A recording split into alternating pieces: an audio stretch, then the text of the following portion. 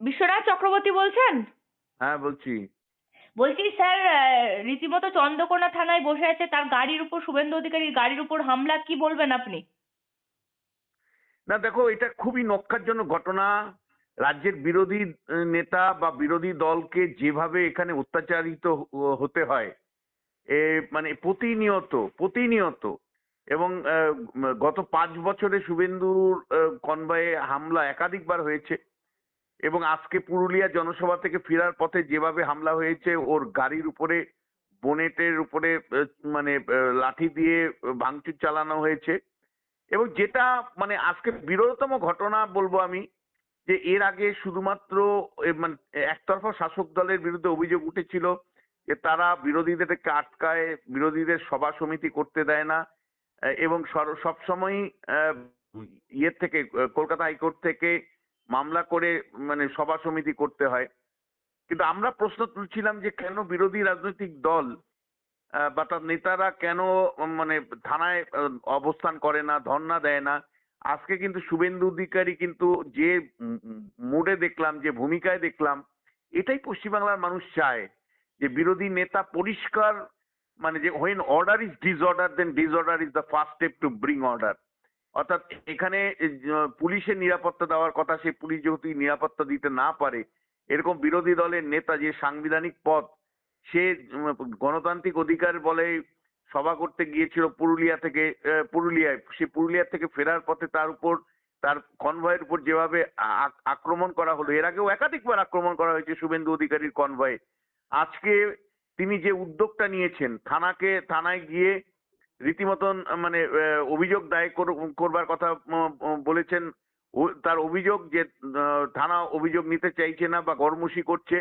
তিনি সরাসরি অবস্থানে বসেছেন, থানার ভেতরে অবস্থান, শুভেন্দু অধিকারী বিরোধী দলের নেতা মানে চন্দ্রকোনা থানায় অবস্থান করছে।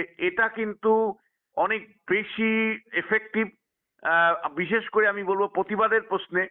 প্রতিবাদ কেবলমাত্র ঘোষিত মানে মিটিং মিছিলের মাধ্যমে মানে যেটা হয় সেটা আনুষ্ঠানিকতা হয়, কিন্তু এই যে তাৎক্ষণিক প্রতিক্রিয়া, যেটাকে আমরা রিঅ্যাকশনারি পলিটিক্স বলি, বা তাৎক্ষণিক প্রতিক্রিয়া কিন্তু খুব ইম্পর্টেন্ট। শুভেন্দু অধিকারীর কনভয় যে মুহূর্তে হামলা হয়েছে, এটা মনে করা হচ্ছে 8টা 20 নাগাদ এই হামলাটা হয়েছে। এই হামলা হওয়ার পরে চন্দ্রকোনা থানায় তিনি গেছেন। চন্দ্রকোনা থানায় এই মুহূর্তে তিনি বসে আছেন, প্রতিবাদ করছেন। এবং বিরোধী দলের নেতা যিনি সাংবিধানিক পদে রয়েছেন, তার কনভয়ের উপর গত 5 বছরে একের পর এক হামলা হয়েছে। তার উপরেও নানাভাবে তার কনভয়কে আটকানোর স্যার, চেষ্টা মুখ্যমন্ত্রী হয়েছে। কালকেই বলেছিল আমি রেড কার্পেট মেলে মিটিং করাই, এখানে পুলিশ গার্ড দিয়ে এইসব আর হবে না। কালকে সেরকমই মুখ্যমন্ত্রী যে মঞ্চ থেকে ভাষণ দিয়েছিলেন, তাতে বোঝা যাচ্ছিল যে এরপর বিরোধীদেরকে কিন্তু এইভাবেই যেখানে যাবেন আক্রমণ করা হবে। কারণ কেন বলেছেন, এখানে তো আমরা রেড কার্পেট মেলে পুলিশ দিয়ে মিটিং করাই ওদেরকে। না না, রেড কার্পেট তো দেয় না।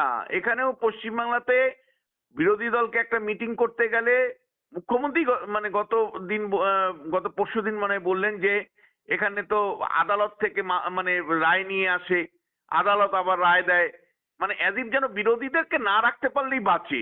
ফলে বিরোধীদের মুখ বন্ধ করা, বিরোধীদের মিটিং মিছিল করতে না দেওয়া, এটা পশ্চিমবাংলায় তৃণমূল শাসনকালের একেবারে রেওয়াজে পরিণত হয়েছে। আমরা যেটা প্রশ্ন তুলছিলাম, যে যেখানে বিরোধী রাজনৈতিক দলকে সামান্যতম পরিষদ দেওয়া হয় না, সেখানে বিরোধী রাজনৈতিক দল কিন্তু গতানুগতিক পদ্ধতিতে অবলম্বন করে প্রতিবাদ করলে হবে না। আজকে শুভেন্দু কিন্তু সরাসরি যেভাবে কনভয় আক্রমণ হয়েছে, হামলা হয়েছে, তার প্রতিবাদে থানাতে অবস্থান করছে। এই রাজনীতিটাই পশ্চিমবাংলার মানুষ দেখতে চায়, এই প্রতিবাদটাই মানুষ দেখতে চায়। এই প্রতিবাদটাতেই মানুষ মনে করে যে বিরোধী নেতাকে আমরা দেখতে চাই। দেরিতে হলেও শুভেন্দু যে অন্ততপক্ষে এই প্রতিবাদের প্রকরণটা গ্রহণ করেছেন, আমার মনে হয় অপোজিশন পলিটিক্স যারা করেন তারা অবশ্যই মানে আজকে যথেষ্ট সন্তুষ্ট হবেন এই প্রতিবাদে। স্যার, তার কারণ মানে দেখো, এই একদম সেই পশ্চিমবাংলায় বডি একদম পলিটিক্স হয়। একদম তার মানে পশ্চিমবাংলাতে পরিষ্কার বডি পলিটিক্স হয়। এখানে মানে কোনো গণতান্ত্রিক তো পরিসর নেই, গণতন্ত্র বলে তো কিছু নেই। এখানে যেটা হয় ভাই, মানে তোমাকে আমি আটকাবো, আমি মানে আমাকে তুমি আটকাবে। এবং সেখানে গায়ের জোরের রাজনীতি যেভাবে হয়, সেখানে কিন্তু পলিটিক্স অফ ডিসপ্লে করার অনেক সুযোগ থাকে। পলিটিক্স অফ ডিসপ্লে করে মানুষের ভাবাবেগ এর সাথে নিজেকে যুক্ত করা, সেটাই কিন্তু ইম্পর্টেন্ট। মানুষের সাথে মানুষের ভাবাবেগকে যুক্ত করতে গেলে কিন্তু তোমাকে রাস্তার রাজনীতিতে করতে থাকতে হবে, মানে এই অবস্থানের রাজনীতিতে থাকতে হবে।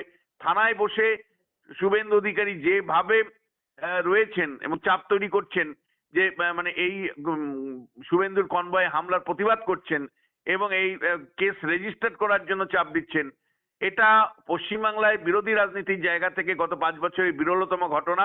শুভেন্দু অধিকারীর সামনে চন্দ্রকোনা থানার কোনো আধিকারিক হয়তো মানে এখন মানে ইয়ে তার সরি শুভেন্দু যে থানায় বসে আছেন সেখানে হয়তো তার লয়াররা ইয়ে কমপ্লেন লিখছেন। এ ছবি পশ্চিমবাংলায় যাচ্ছে, পশ্চিমবাংলায় ঘরে ঘরে পৌঁছবে যে শুভেন্দু অধিকারী থানার মধ্যে অবস্থান করছেন, প্রতিবাদ করছেন। রাজ্য সরকারের যে পুলিশ তার সুরক্ষা দিতে ব্যর্থ হয়েছে, তার কনভয়ে হামলা হয়েছে, অভিযোগ তিনি সরাসরি শাসক দলের দিকে মানে আঙ্গুল তুলেছেন। এই যে অভিযোগ করছেন যে গড়িমসি করছে পুলিশ অভিযোগ নিতে এবং লয়ারকে ডেকে কমপ্লেন লিখাচ্ছেন, এই ছবি বাড়িতে বাড়িতে মানুষের পৌঁছচ্ছে। এই রাজনীতিই কিন্তু পশ্চিমবাংলার রাজনীতি, এটাই পশ্চিমবাংলার রাজনীতির ব্যাকরণ।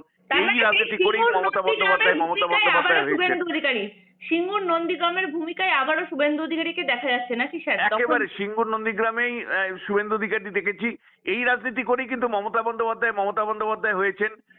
বামেদের 34 বছর শাসন অবসান ঘটিয়েছেন। ফলে রাস্তার রাজনীতির কোনো বিকল্প হতে পারে না।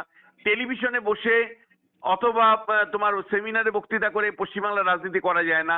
এখানে মানে একেবারে মাঠে ময়দানে বসে পড়তে হয়, ডেমনস্ট্রেট করতে হয়, ড্রামাটাইজেশন বা নাটকীয় ভাব আনতে হয়, তবেই পশ্চিমবাংলার মানুষের সাথে তুমি কানেক্টিভিটি তৈরি করতে পারো।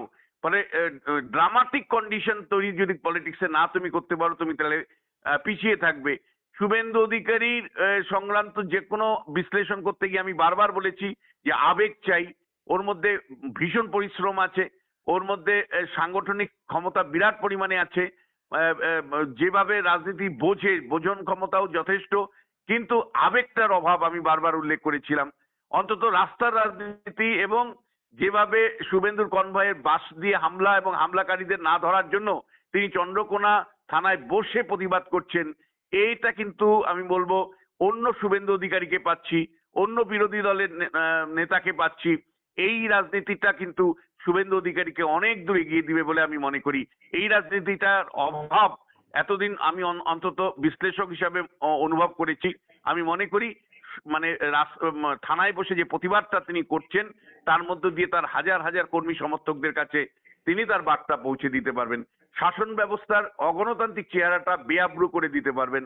এবং এই রাজনীতিতেই কিন্তু বিজেপি গত 5 বছরের রাস্তায় নেমে করতে পারেনি, এই অভিযোগটাই কিন্তু আমরা বারবার করে এসেছিলাম।